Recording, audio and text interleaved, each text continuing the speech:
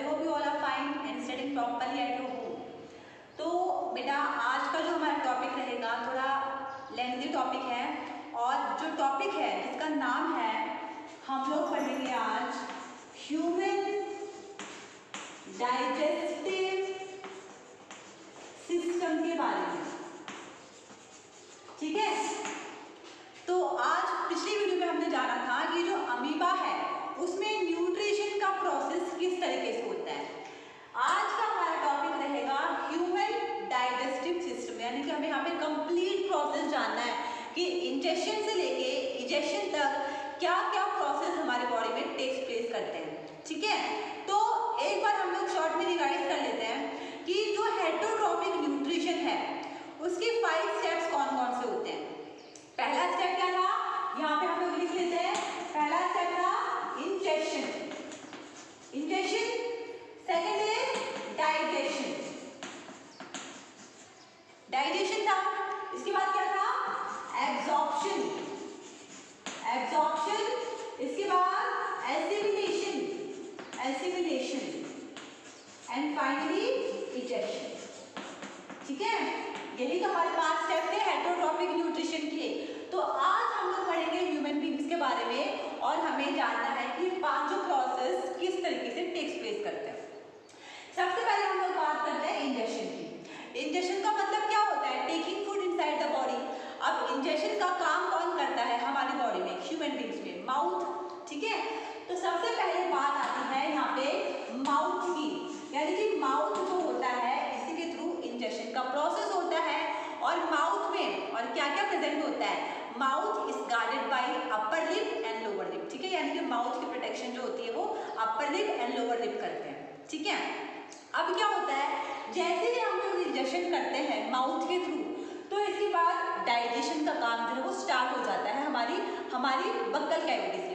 यानी कि माउथ के बाद जो अगला पार्ट आएगा, यानी कि यहाँ पे आप लिख सकते हो कि माउथ के थ्रू हम इंजेक्शन करते हैं। इसके बाद सेकंड पार्ट है, यानी कि आपका इसे हम कहते हैं बक्कल कैविटी कह सकते हो, या फिर आप इसको ओरल कैविटी भी कह सकते हो। ठीक है, क्या होता है ये बक्कल कैविटी में, जैसे ही फूड एंटर करता है फूड का डाइजेशन स्टार्ट हो जाता है। अब बक्कल कैविटी में कैसे होगा डाइजेशन, बक्कल कैविटी के पार्ट कितने होते हैं, इसके तीन पार्ट होते हैं। पहला होगा टीथ, इसके बाद tongue, and third is salivary glands होते हैं। इन पार्ट के बारे में हम जानते हैं वन बाय वन। सबसे पहले हम बात करते हैं टीथ की। टीथ में ना मतलब टीथ किस तरीके से अरेंज है, तो इसके अकॉर्डिंग टीथ को 3 पार्ट में डिवाइड किया है। सबसे पहला क्या होता है, सबसे पहला होगा ट्रिकोडोंट, दूसरा होगा डाइफायोडोंट, और तीसरा होता है हेटेरोडोंट। ठीक है, ये जो तीनों टर्म्स है ये हमारे टीथ से रिलेटेड है। ट्रिकोडोंट का मतलब क्या होता है कि जो हमारे टीथ हैं वो एक सॉकेट जॉ बोन, यानी कि जो हमारे जबड़े होते हैं, हमारे टीथ यहीं पे पैक होते हैं, यहीं पे इनकी सेटिंग होती है। यानी कि जो इनका नीचे वाला पार्ट होता है वो हमारे जॉस में, यानी कि जो हमारे जबड़े हैं यहाँ पे पैक होता है। तो इस प्रकार की सेटिंग को हम लोग क्या बोलते हैं, इसको बोलते हैं ट्रिकोडोंट। इसके बाद है डाइफायोडोंट। अब डाई का मतलब क्या होता है, 2, यानी कि एक ह्यूमन बीइंग अपनी पूरी लाइफ में 2 सेट्स ऑफ टीथ कंटेन करता है। सबसे पहला होता है मिल्क टीथ, और इसके बाद क्या होता है परमानेंट टीथ। इसके बाद बात करते हैं हेटेरोडोंट की। हेटेरो का मतलब डिफरेंट, यानी कि एक different sets of teeth present होते हैं हमारे माउथ में। सबसे पहला क्या होता है, मैं शॉर्ट फॉर्म में लिख रही हूँ, इंसिजर्स होते हैं, फिर कैनाइन्स होते हैं, प्रीमोलर एंड फाइनली मोलर। ठीक है, तो different types of teeth present होते हैं हमारे माउथ में, incisors, canines, premolar and molar. Incisors क्या करते हैं, फूड को कट करने में हेल्प करते हैं। कैनाइन फूड को टीयरिंग, यानी कि जो टीयरिंग करते हैं वो टीयरिंग कैनाइन्स की वजह से होता है। प्रीमोलर एंड मोलर फूड को ग्राइंड करने में, च्यूइंग करने में हेल्प करते हैं। इसके बाद बात करते हैं डेंटल फॉर्मूला की। डेंटल फॉर्मूला क्या होता है, डेंटल फॉर्मूला, अगर हम एक अडल्ट की बात करें तो अडल्ट में डेंटल फॉर्मूला क्या होगा, 2 1 2 3 by 2 1 2 3। ठीक ठीक है। अगर आप इसको मल्टीप्लाई करते हो 4 से तो what you will gate, what you will gate, you will get the 32 number of teeth completely. आपको जो 32 सेट ऑफ टीथ होते हैं वो आपको मिल जाएगा, ठीक है। तो 2 1 2 3, यहाँ पे 2 क्या है, इंसिजर्स, ठीक है, फिर कैनाइन्स, फिर प्रीमोलर एंड मोलर। वैसे ही यहाँ पे incisors, canines, premolar and molar, 2 1 2 3 by 2 1 2 3, so you will get the 32 number of teeth completely, ठीक है। तो ये तो हो गया टीथ के बारे में। अब हम बातें करते हैं इसके फंक्शन की। फंक्शन क्या होगा टीथ का, टीथ के फंक्शन होते हैं, जैसे मैंने अभी बताया, फूड को कट करना, ग्राइंड करना, च्यूइंग करना, टीयरिंग करना, ये सारे काम किसके होते हैं, टीथ के होते हैं। अब टीथ जो है, teeth is made up of the hardest substance of the body, ठीक है। क्या बोलते हैं उसको, उसको हम लोग बोलते हैं इनेमल। इनेमल जो है वो फूड की मैस्टिकेशन, मैस्टिकेशन यानी कि फूड को चबाने में हेल्प करता है, ठीक है। इनेमल के हमारे टीथ बने होते हैं, hardest substance of the body होता है, और ये फूड की मैस्टिकेशन यानी कि फूड को चबाने में हेल्प करता है, ठीक है। तो ये तो हो गया हमारा सारा टीथ के बारे में कि टीथ के क्या क्या फंक्शंस होते हैं और किस प्रकार से डाइजेशन में हेल्प करते हैं। अब बात करते हैं टंग की, ठीक है। टंग जो होती है, टंग जो है जो हमारी ओरल कैविटी से अटैच होती है, किसकी हेल्प से अटैच होती है, फ्रेन्यूलम, फ्रेन्यूलम, ठीक है। यानी कि tongue is connected with the oral cavity with the help of frenulum, ठीक है। और इसका अपर मोस्ट पार्ट होता है उसको हम लोग बोलते हैं पैपिले। और ये जो पैपिले है, यहाँ पे कुछ टेस्ट बड्स भी प्रेजेंट होते हैं which helps in identifying the taste of the food which we are eating. Function क्या होगा टंग का, कि टंग जो होती है फूड को सलाइवा के साथ मिक्स करने में हेल्प करती है, फिर फूड को स्वेलो करने में भी हेल्प करती है, फूड के टेस्ट को आइडेंटिफाई करने में भी हेल्प करती है, ठीक है। Next is salivary gland. Salivary gland हमारे बॉडी में 3 टाइप के होते हैं। सबसे पहला क्या होगा, सबसे पहला होगा पैरोटिड ग्लैंड जो प्रेजेंट होते हैं हमारे चीक्स में, ठीक है। दूसरा होगा पैरोटिड ग्लैंड, सब मैक्सिलरी ग्लैंड। सब मैक्सिलरी ग्लैंड कहाँ होते हैं, in the lower jaw, lower jaw में होते हैं। और इसके बाद थर्ड है सब लिंगुअल ग्लैंड। सब लिंगुअल ग्लैंड कहाँ पे होते हैं, ये प्रेजेंट होते हैं बिलो द टंग, टंग के नीचे प्रेजेंट होते हैं ये, ठीक है। तो सलाइवरी ग्लैंड 3 टाइप के होते हैं, पैरोटिड, सब मैक्सिलरी एंड या सब मैंडिबुलर भी आप कह सकते हो, एंड सब लिंगुअल, ठीक है। अब ये जो ग्लैंड होते हैं इनकी लोकेशन तो अलग अलग होती है, लेकिन फंक्शन क्या होगा, वो रिलीज करते हैं सलाइवा को, ठीक है। अब सलाइवा कैसे हेल्प करती है, सलाइवा में एंजाइम प्रेजेंट होती है, एक्चुअली 2 प्रेजेंट होती है। सबसे पहली होती है सलाइवरी अमाइलेज, सलाइवरी अमाइलेज नाम की एंजाइम होती है, और दूसरी होती है लाइसोजाइम, ठीक है। पहले बात करते हैं सलाइवरी अमाइलेज नाम की एंजाइम की। ये क्या करती है, ये करती है स्टार्च जो कि एक डाइसैकेराइड है उसको मोनोसैकेराइड यानी कि माल्टोज में, सॉरी स्टार्च जो कि पॉलीसैकेराइड है उसको माल्टोज में यानी कि जो डाइसैकेराइड है उसमें कन्वर्ट कर देती है। तो सलाइवरी अमाइलेज का फंक्शन क्या होगा, it convert starch into maltose, ठीक है। और लाइसोजाइम, लाइसोजाइम क्या करती है, लाइसोजाइम का फंक्शन ये होता है कि अगर हमारे फूड में कोई हार्मफुल बैक्टीरिया या जर्म्स अगर प्रेजेंट है तो उनको किल करना, ये काम होता है लाइसोजाइम का, ठीक है। तो सलाइवरी अमाइलेज, इसको आप टायरिन भी कह सकते हो, ये हमारे स्टार्च को माल्टोज में कन्वर्ट करती है, यानी कि पॉलीसैकेराइड को डाइसैकेराइड में कन्वर्ट करती है, और लाइसोजाइम जो है वो हार्मफुल बैक्टीरिया जर्म्स को किल करता है। ये हो गया। अब इसके बाद जो हमारी ओरल कैविटी में ये सारे काम हो जाते हैं ना, फिर हम लोग क्या करते हैं, फिर हम लोग करते हैं डेग्लूटिशन। क्या करते हैं, डेग्लूटिशन, ठीक है। डेग्लूटिशन का मतलब होता है स्वेलो, यानी फूड को स्वेलो करना, फूड को हम स्वेलो करते हैं, और स्वेलो करने के बाद फिर फूड कहाँ पे जाता है, फूड जाता है हमारे ईसोफेगस में। लेकिन यहाँ पे बात क्या आती है कि फूड ईसोफेगस में क्यों जाता है, क्योंकि जो विंड पाइप है और जो फूड पाइप है इनकी तो कॉमन ओपनिंग होती है, इसको हम बोलते हैं फेरिंक्स। तो फूड हमारे विंड पाइप में भी जा सकता है, लेकिन जाता नहीं है। ऐसा क्यों नहीं होता, ऐसा इसलिए नहीं होता क्योंकि जो हमारा विंड पाइप है it is guarded by epiglottis, ठीक है। और एपिग्लॉटिस में कवरिंग होती है ग्लॉटिस की। जैसे हम लोग फूड को स्वेलो करते हैं ना, तो वो खाना पहले क्या होता है, किस पे गिरता है, ग्लॉटिस पे। ग्लॉटिस क्या करता है, एपिग्लॉटिस को बंद कर देता है। एपिग्लॉटिस विंड पाइप का ही एक क्या बोलते हैं, यहाँ से इसकी स्टार्टिंग होती है विंड पाइप की। तो एपिग्लॉटिस पे नीचे झुक जाता है और फिर वो विंड पाइप को बंद कर देता है, जिससे खाना सिर्फ फूड पाइप में जाता है, विंड पाइप में नहीं जाता। ठीक है, so with the help of epiglottis trachea जो है वो अपना प्रिवेंशन कर लेती है और फूड जाता है फिर सीधा फूड पाइप में।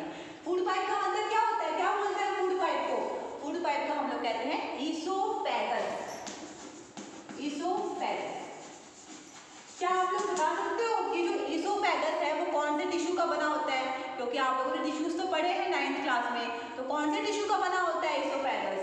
ईसोफेगस बना होता है squamous epithelial, squamous epithelial tissues का बना होता है। ठीक है बेटा, तो हमारी बात, तो अब जो है ईसोफेगस की बात हो रही है। ईसोफेगस से फूड मूव करेगा, तो जो इसकी वॉल्स होती है ना ईसोफेगस की, वो एक अलग सी मूवमेंट शो करती है। सपोज ये हमारा ईसोफेगस है, तो जब यहाँ से फूड मूव करेगा तो वो इस तरीके से मूवमेंट शो करती है, ऐसे। ठीक है, तो ये जो मूवमेंट है इसको हम लोग बोलते हैं पेरिस्टैल्टिक मूवमेंट। पेरिस्टैल्टिक मूवमेंट हम कहते हैं, या पेरिस्टैल्सिस भी आप कह सकते हो। ठीक है, तो अच्छा, अब एक बात यहाँ पे एक पॉइंट हमारा क्या रह गया कि जब माउथ में यानी कि बक्कल कैविटी में फूड जितना भी डाइजेस्ट होता है और जिस फॉर्म में फूड कन्वर्ट होता है उसको क्या बोलते हैं, उसको हम लोग कहते हैं बोलस। ठीक है, और फिर यही बोलस ईसोफेगस में पेरिस्टैल्टिक मूवमेंट शो करते हुए सीधा एंटर करता है स्टमक में। लेकिन यहाँ पे बात क्या आती है कि जहाँ पे ईसोफेगस खत्म होता है और जहाँ से स्टमक शुरू होता है, तो यहाँ पे स्फिंक्टर प्रेजेंट होता है। क्या बोलते हैं हम उसको, उसको बोलते हैं gastro oesophageal sphincter. Gastro oesophageal sphincter ये कहते हैं ना उसको। काम क्या होता है इसका, इसका काम होता है गार्डिंग करना, यानी कि स्टमक में फूड आने के बाद उसका बैक फ्लो ना हो, इस बात का ध्यान कौन रखता है, गैस्ट्रो ईसोफेजियल स्फिंक्टर। यानी कि आप कह सकते हो कि एक प्रकार से एक दरवाजा होता है ईसोफेगस और स्टमक के बीच में। ये दरवाजा जैसे ही ईसोफेगस से फूड स्टमक में आता है, दरवाजा बंद हो जाता है ताकि फूड का वापस से बैक फ्लो ना हो सके। ठीक है, अब हम आ जाते हैं स्टमक पे। स्टमक प्रेजेंट कहाँ पे होता है, हमारे लेफ्ट एब्डोमेन के अपर पार्ट में स्टमक प्रेजेंट होता है। इसके 3 पार्ट होते हैं, कौन कौन से, सबसे पहला होता है कार्डियक, फिर होता है फंडस और फिर होता है पाइलोरिक। यही पार्ट होते हैं ना। ईसोफेगस जहाँ पे खत्म होता है, स्टमक शुरू होता है, उस पार्ट को हम लोग बोलते हैं कार्डियक। इसके बाद बात आती है फंडस की, जहाँ पे डाइजेशन होता है, और नीचे वाला पार्ट होता है पाइलोरिक, जहाँ पे स्टमक खत्म हो के वहाँ से डियूडेनम जो कि स्मॉल इंटेस्टाइन का पार्ट होता है वो शुरू हो जाता है। अब हम बात करते हैं स्टमक की, एक बार बात कर लेते हैं। ठीक है, तो स्टमक में डाइजेशन कैसे होता है, डाइजेशन जो है स्टमक में सबसे पहली बात तो आपको ये नोट करनी है कि यहाँ पे कंप्लीट डाइजेशन नहीं होता है, पार्शियल डाइजेशन होता है। तो पार्शियल डाइजेशन सबसे पहले स्टमक कौन से टिश्यू का बना है, स्टमक बना होता है कॉलिमुलर एपिथेलियल टिश्यूज का बना होता है। स्टमक के 3 पार्ट मैंने बता दिए, कार्डियक, फंडस, पाइलोरिक। अब डाइजेशन कैसे होगा, स्टमक जो होता है ना, बात करते हैं स्टमक की। स्टमक का काम होता है कि ये जो है गैस्ट्रिक जूस को रिलीज करता है, गैस्ट्रिक जूस, और इस गैस्ट्रिक जूस के 3 कंपोनेंट होते हैं। सबसे पहला पार्ट हाइड्रोक्लोरिक एसिड। अभी जितने भी कंपोनेंट होते हैं ना गैस्ट्रिक जूस के, उन सबके सेल्स भी अलग अलग होते हैं हमारे स्टमक में, जो कि अपने अपने पार्ट को रिलीज करते हैं। जैसे हाइड्रोक्लोरिक एसिड, ये क्या करेगा, हाइड्रोक्लोरिक एसिड है, ये रिलीज होता है, हम कह सकते हैं ऑक्जेंटिक सेल्स, ऑक्जेंटिक सेल्स। ठीक है, ऑक्जेंटिक सेल्स होते हैं हमारे स्टमक में ही होते हैं, और फिर ये सेल जो है वो हाइड्रोक्लोरिक एसिड को रिलीज करते हैं। दूसरी होती है हमारी एंजाइम, कौन सी एंजाइम, पेप्सिनोजेन। पेप्सिनोजेन इसको कौन रिलीज करता है, आप कह सकते हो चीफ सेल्स या पेडिकल सेल्स। पेडिकल सेल्स होते हैं जो कि इसको रिलीज करते हैं, किसको, पेप्सिनोजेन को, इनएक्टिव फॉर्म में होती है। और थर्ड होता है म्यूकस। म्यूकस क्या करता है? म्यूकस का काम क्या होता है? कौन से सेल रिलीज करते हैं? Goblet cells, goblet cell release करते हैं। अच्छा, इसके अलावा हमारे स्टमक में और कुछ फोल्डिंग्स भी होती हैं, जैसे हमारे इंटेस्टाइन में होती है ना माइक्रोविलाई, वैसे ही स्टमक में भी होती हैं। और इसको हम लोग कहते हैं रुगे। रुगे हम लोग कहते हैं, जो कि क्या करता है? ये फूड के स्टमक को कॉन्ट्रैक्शन और रिलैक्सेशन करने में हेल्प करता है, ताकि जो फूड इसके अंदर है उसकी मैकेनिकल चर्निंग हो सके। ठीक है, अब देखो, अब बात करते हैं पेप्सिनोजेन की। क्या सिर्फ पेप्सिनोजेन नहीं होती है हमारे स्टमक में और कोई एंजाइम नहीं होती? ऐसा तो है नहीं, और भी एंजाइम होती हैं, जैसे कि रेनिन या फिर लाइपेज, ये एंजाइम होती है हमारे स्टमक में। अब बात करते हैं इसके फंक्शन की। अब हाइड्रोक्लोरिक एसिड है तो क्या करेगा? ये एसिडिक मीडियम क्रिएट करता है। लेकिन हमारे स्टमक में एसिड क्यों बनती है? क्योंकि ये जो एंजाइम है पेप्सिनोजेन, ये इनएक्टिव फॉर्म में होती है और इसको एक्टिव फॉर्म में कन्वर्ट करने के लिए इसको चाहिए होता है एसिडिक मीडियम। और वो एसिडिक मीडियम कौन देता है? वो देता है इसको हाइड्रोक्लोरिक एसिड। और पेप्सिनोजेन हाइड्रोक्लोरिक एसिड के कांटेक्ट में आते ही किसमें कन्वर्ट हो जाती है? ये कन्वर्ट हो जाती है पेप्सिन में। और पेप्सिन में कन्वर्ट होने के बाद फिर ये स्टार्ट करती है प्रोटीन्स का डाइजेशन और प्रोटीन्स को कन्वर्ट कर देती है पेप्टोन्स एंड प्रोटियोसिस। पेप्टोन्स एंड प्रोटियोसिस में कन्वर्ट कर देती है कौन? पेप्सिन। पेप्सिन, ठीक है। म्यूकस, म्यूकस क्या करता है? जो स्टमक है उसकी जो साइड वॉल्स होती हैं वहां से अपने आप को उनको पूरा ढक लेता है, ताकि जो हाइड्रोक्लोरिक एसिड है वो स्टमक के बीच में ही रह जाए। ठीक है, और जो स्टमक की सॉफ्ट वॉल्स हैं उनको हाइड्रोक्लोरिक एसिड से कोई नुकसान ना हो, कोई हार्म ना हो, इस बात का ध्यान कौन रखता है? म्यूकस रखता है। ठीक है, जो दूसरी एंजाइम है फिर वो क्या करती है? रेनिन जो है specially found in the stomach of infants, छोटे बच्चे होते हैं उसके पेट में पाई जाती है, because it helps in the digestion of milk. Lipase it helps in the digestion of lipids. ठीक है बेटा, तो ये सारा काम होता है हमारे स्टमक में। इसके बाद स्टमक में कम से कम 4 to 5 आवर्स के लिए फूड स्टोर होता है और इस 4 to 5 आवर्स में गैस्ट्रिक जूस भी रिलीज हो जाता है। ये सारे कंपोनेंट गैस्ट्रिक जूस के हैं और इन सब सेल से रिलीज होता है। और ये भी एंजाइम है जो हमारे स्टमक में प्रेजेंट होती है।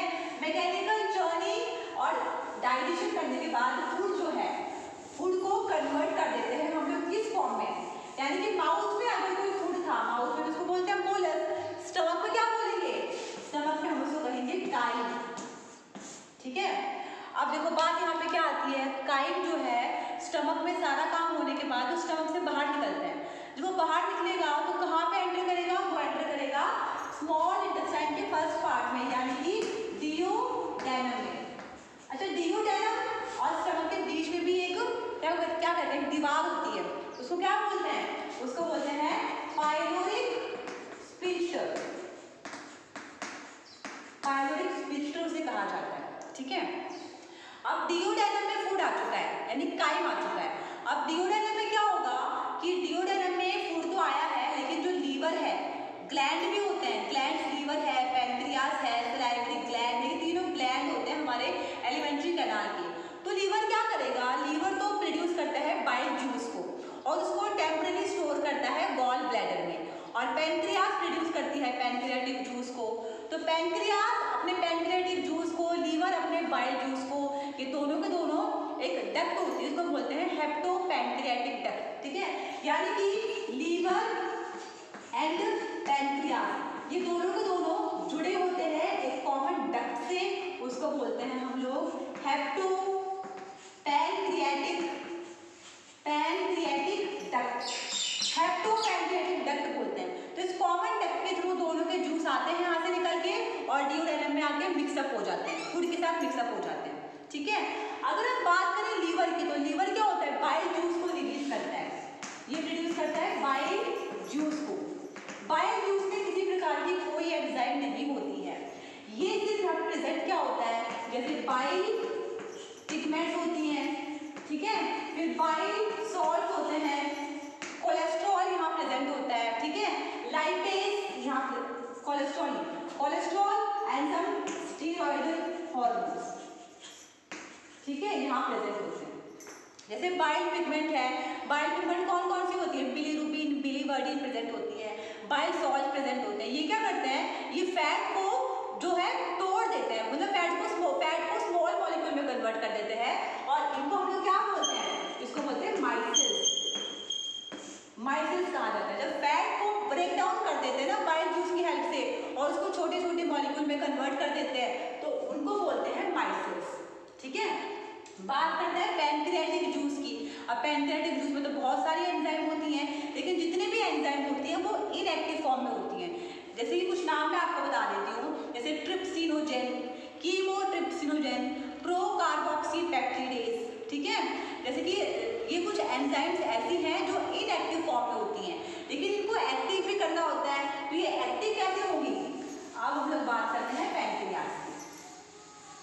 तो लीवर का मैंने आपको बता दिया, नेक्स्ट है पैनक्रियाज। पैनक्रियाज में एंजाइम्स होती हैं, जितनी भी होती हैं सारी इनएक्टिव फॉर्म में होती हैं, जैसे कि pancreatic lipase, pancreatic amylase, trypsinogen, chymotrypsinogen, procarboxypeptidase, ये सारी एंजाइम होती हैं।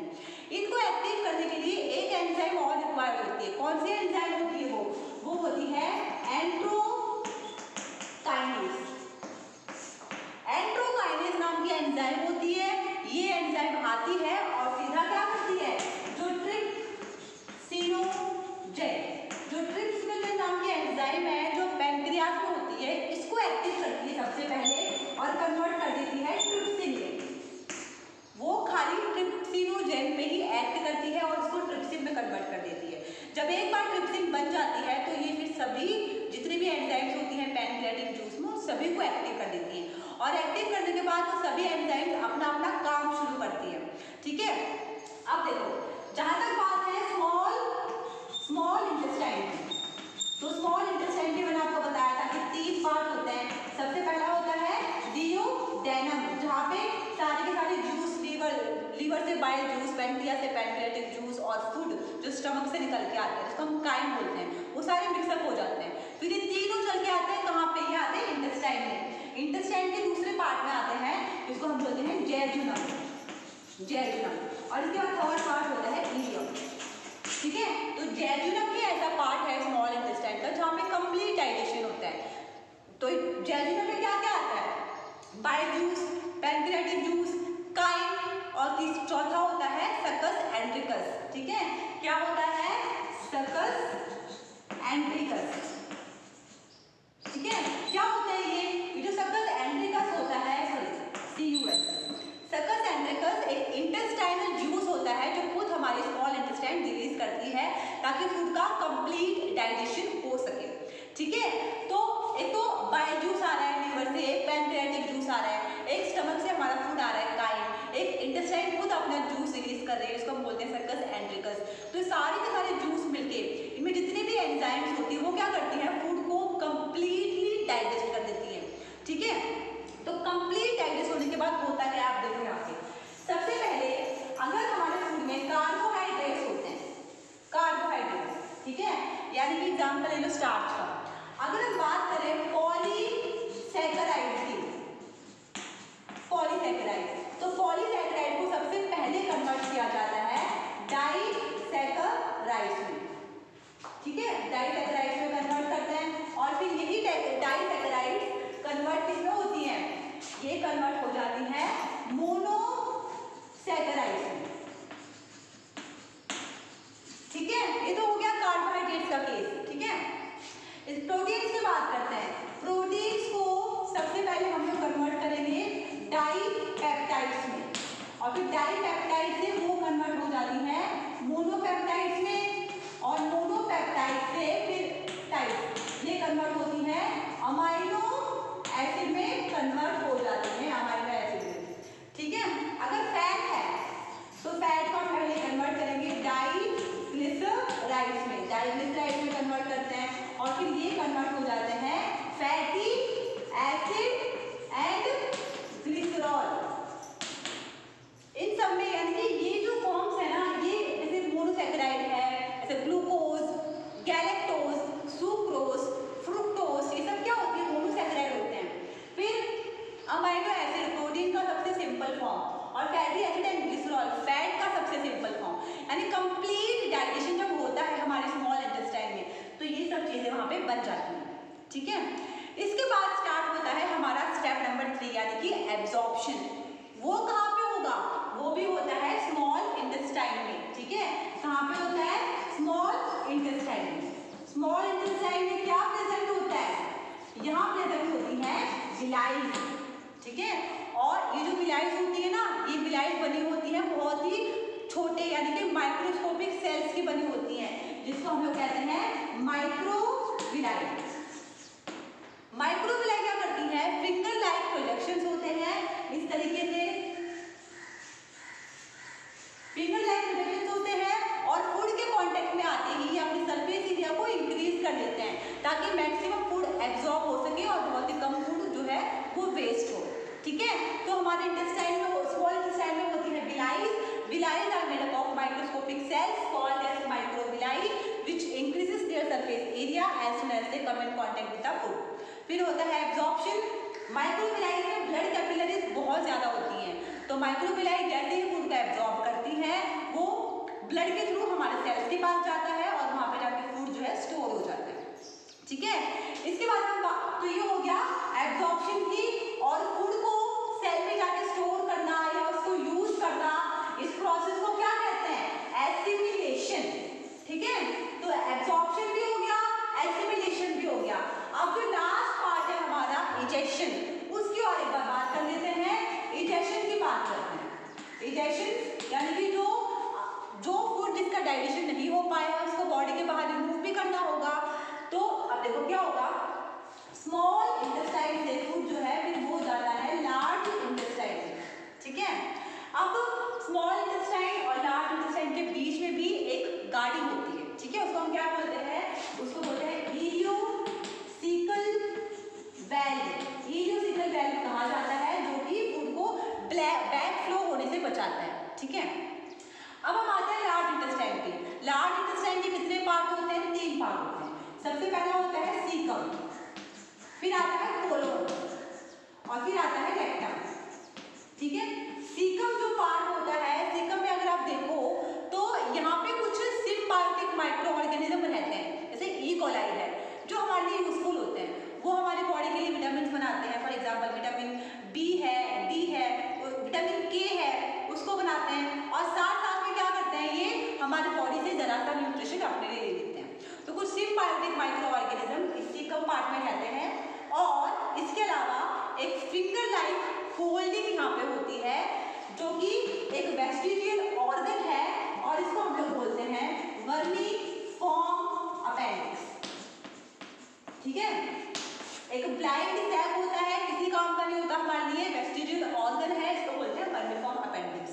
कहाँ प्रेजेंट होता है? सीकम से जुड़ा होता है ये, ठीक है। सीकम से इसकी अटैचमेंट होती है और सीकम में कुछ सिम्बायोटिक माइक्रो ऑर्गेनिज्म रहते हैं, ठीक है बेटा। कोलोन की बात करते हैं। कोलोन को 3 पार्ट में डिवाइड कर रखा है। एक तो होता है असेंडिंग कोलोन, एक ट्रांसवर्स कोलोन और एक डिसेंडिंग कोलोन। जब इस कोलोन से फूड मूव करता है ना, तो अभी भी अगर इस फूड में कोई वाटर और मिनरल्स अगर प्रेजेंट हैं तो उनको भी एब्जॉर्ब कर लिया जाता है और फूड को बिल्कुल ड्राई बना के उसको रेक्टम में टेम्परेरी स्टोर कर देते हैं और उसके बाद एनस के थ्रू हम उसको बाहर इजेस्ट आउट कर देते हैं, ठीक है। तो स्टूडेंट्स ये था हमारा ह्यूमन डाइजेस्टिव सिस्टम का कंप्लीट प्रोसेस। कहीं पे अगर कोई डाउट अगर आपको आ रहा है या कोई चीज़ समझनी है, डाउट है, तो आप लोग मुझसे पूछ सकते हैं। सो स्टूडेंट्स आज के लिए बस इतना ही। हमारे नेक्स्ट टॉपिक में हम लोग स्टार्ट करेंगे रेस्पिरेशन का topic. So have a nice day to all students. Thank you so much.